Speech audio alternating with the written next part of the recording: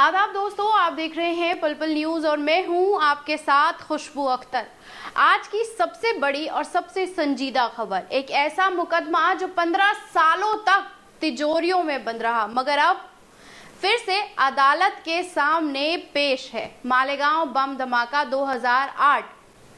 29 सितंबर की शाम महाराष्ट्र के नासिक जिले का एक छोटा सा शहर मालेगांव मस्जिद के पास एक जोरदार धमाका हुआ। 6 लोग शहीद होते हैं, 100 से ज्यादा लोग जख्मी होते हैं और पूरे शहर में खौफ और मातम का माहौल छा जाता है। जांच शुरू होती है।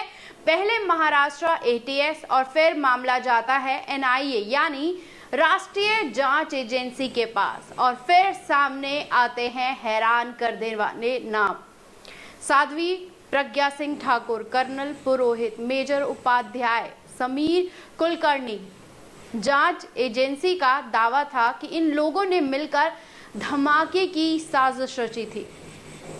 बॉम्ब प्लांट किया गया और मुसलमानों को निशाना बनाया गया। लेकिन ये कुछ सालों बाद NIA खुद ही इसी बात से पलट जाती है और अदालत में कहती है इन पर कोई भी पुख्ता सबूत नहीं मिला है, इनको क्लीन चिट दे दी जाती है। इसी के बाद साध्वी प्रज्ञा जेल से बाहर आती हैं। 2019 में भोपाल की सांसद भी बन जाती हैं और आज भारतीय संसद में बैठती हैं। मगर अब कहानी में नया मोड़ आ गया है। वहीं NIA ने जो कभी क्लीन चिट दे चुकी थी, अब वही एजेंसी अदालत में जाके कह रही है कि इन 7 आरोपियों की मौत की सजा दी जाए।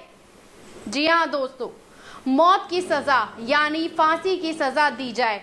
क्या कहा NIA ने वो आपको सुनना चाहिए। UAPA की धारा 16 के तहत ये एक आतंकवादी हमला था और इनमें मौतें हुई, इसीलिए दोषी को सजाए मौत दी जाए। UAPA यानी अनलॉफुल एक्टिविटीज प्रिवेंशन एक्ट। इस कानून के तहत अगर किसी भी आतंकवादी कार्रवाई में किसी की भी जान जाती है तो अदालत मौत की सजा सुना सकती है।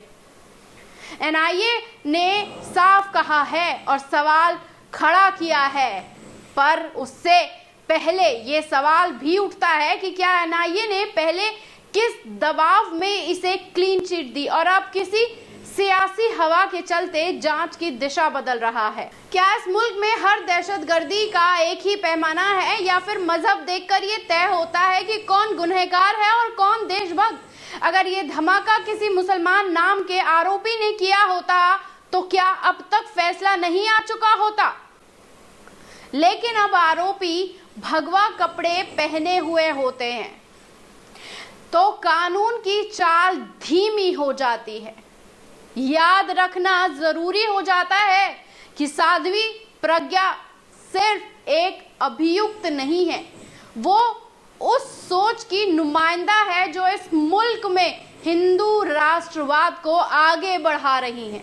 अगर अदालत तय करती है कि ये लोग वाकई गुनहगार हैं तो ये सिर्फ एक केस नहीं बल्कि उस सोच को सबसे बड़ा सवाल खड़ा कर देगा और अपने आप में एक बहुत ही गंभीर सवाल खड़ा हो जाएगा।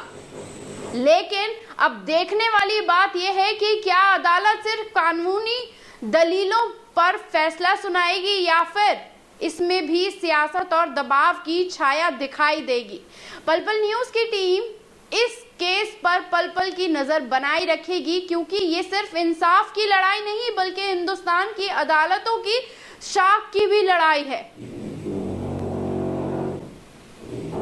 कैसी लगी ये खबर कमेंट बॉक्स में आकर अपनी राय देना ना भूलिएगा, क्योंकि जहां आपकी खबर आपका भरोसा पल पल न्यूज पर आपने जताया है तो पल पल न्यूज भी अपनी पूरी जिम्मेदारी के साथ आपको पल पल की रिपोर्ट देगा और बताएगा कि देश में किस तरीके से अदालतें, एजेंसियां काम करती हैं और क्या उनकी सच्चाई होती है। शुक्रिया।